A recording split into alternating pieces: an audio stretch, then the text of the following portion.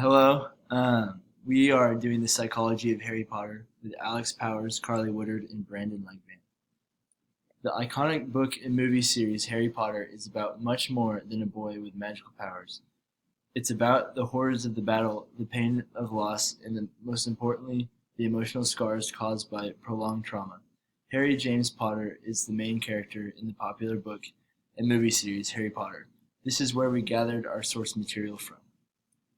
During his early childhood, Harry experienced a very loving and nurturing family environment until about 1 year of age when he witnessed his parents' murder at the hands of dark wizard Lord Voldemort. Harry was then sent to live with his mother's sister and her husband, where he was raised with their son Dudley, who constantly bullied Harry. Harry often suffered emotional abuse and neglect at the hands of his aunt and uncle due to their hatred of Harry's mother and disgust and fear of his destiny as a wizard. He was talked down to and made to feel as if he was worthless. At age 11, he experienced a turning point in his life when he received an invitation to study magic at Hogwarts School of Witchcraft and Wizardry. As much as this seems to be a good turning point in Harry's life, he was constantly reminded of his parents' death due to the well-known scar on his head caused by Voldemort during his parents' death. As he continues his journey at Hogwarts, he is constantly battling the man who killed his parents. This is Harry's Big Five personality profile. On conscientiousness, Harry would score moderately. This is because while he does show a high amount of perseverance demonstrated by his determination to defeat Voldemort, he has a tendency to be lazy and act impulsively. He often procrastinates when it comes to doing homework, which stems from being disorganized and his lack of talent and planning. In terms of being impulsive, when faced with something dangerous, he frequently acts on his impulses instead of thinking through the situation. For example, Harry leads his friends into danger at the Department of Mysteries when he impulsively acted on his need to save people, instead of listening to Hermione's constant reiteration that it might be a trap.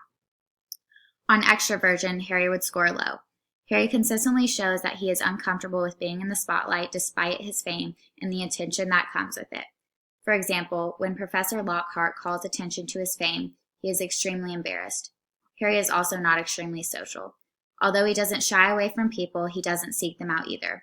For example, he is satisfied with his small friend group of Ron and Hermione and doesn't feel the need to make more friends. On agreeableness, Harry would score moderately. He gets along with most people. His rare disagreements are due to maintaining his values. It is more important for Harry to hold up his values than to get along with people. For example, in the Sorcerer's Stone, the students were supposed to evacuate the school. However, Ron and Harry remember that Hermione is in the girls' bathroom, so they disobey, stay in the school, and fight the trolls to save Hermione. Harry's disobedience is clearly about standing up for an important value rather than generally being disagreeable. Instead of trying to please his administration by following the rules, he does what he feels is truly right. In terms of neuroticism, Harry would score low. He tends to remain calm and collected most of the time. For example, Harry is able to maintain relationships and to build a happy life despite his horrible childhood. This shows that he is a successful person who knows how to generally manage difficult situations without completely falling apart. On openness, Harry would score moderately. For example, this is shown in how he deals with Draco Malfoy and other Slytherins in general. He has a tendency to put all Slytherins under the label of evil and never really tries to see that they are individuals separate from that label. He is also curious and interested. A specific example is his eagerness to join the Quidditch team in his first years at Hogwarts. All the movies are based off of Harry's various adventures, and without his openness, he wouldn't be Harry. For his psychological disorder, we diagnosed Harry Potter with post-traumatic stress disorder. Post-traumatic stress disorder falls under the trauma and stress-related category. It is a mental health condition that is triggered by a terrifying event, either experiencing it or witnessing it. Firstly, when Harry was only 1 year old, he witnessed his parents' murder firsthand and suffered an injury on his head that remains his whole life. Directly witnessing the event as it occurred is one of the main causes of post-traumatic stress disorder. Every day he is constantly reminded of this traumatic event merely by looking at himself and due to the fame that came from that event. Secondly, Harry hallucinates his parents multiple times and has recurring nightmares of their death. A common symptom of PTSD is recurrent, involuntary, and intrusive, distressing memories of the traumatic event. Harry's missing symptom One of the many symptoms of PTSD that Harry does not experience is markedly diminished interest or participation in significant events. For example, Harry is constantly on quests with his friends Ron and Hermione merely for the adventure or quest to avenge his parents against Voldemort. In the Deathly Hallows, Harry finally does avenge his parents in the final battle, killing Voldemort once and for all. To treat Harry's PTSD, we think that cognitive processing therapy would be beneficial. It is a 12-session psychotherapy for PTSD.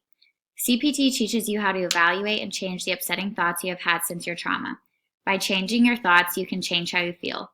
The long-term outcome of this therapy would help Harry to look at the scar on his forehead, and rather than reliving the trauma every time, he can be reminded that he has the opportunity to avenge and honor his parents. CBT is appropriate for Harry because he constantly struggles with the daily reminders of his trauma and nightly terrors.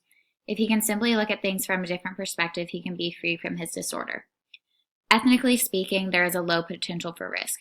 For most of the movies, Harry is a minor and would need consent from a legal guardian in order to receive treatment.